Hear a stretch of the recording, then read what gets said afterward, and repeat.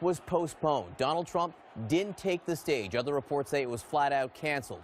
Surrounding it all, a history of violence, alleged violence at some of these rallies, with some blaming the candidate for tolerating or, in some cases, even encouraging it. Our Jim Acosta is inside the UIC pavilion, joins us right now. Jim, you've been there for quite some time.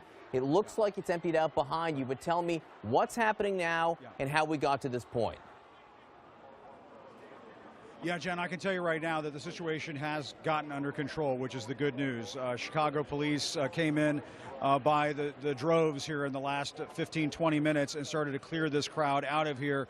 Basically, what happened is shortly after 7 o'clock your time, 6 o'clock our time, you know, there was an announcement made by the Trump campaign that this rally was going to be canceled because of their consultations with law enforcement officials. And as soon as that happened, this place erupted into chaos. There were hundreds, if not thousands, of protesters who were on hand here who started cheering because they were able to stop a Donald Trump rally from taking place. That started basically a almost domino effect where you had Trump supporters yelling at them, and then there was pushing and shoving back and forth.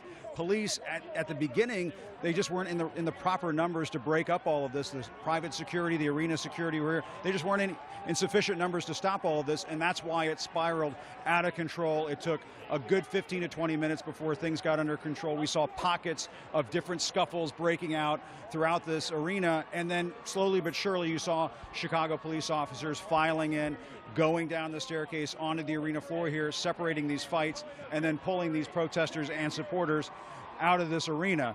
But John, it took a very long time, and it was a completely ugly scene.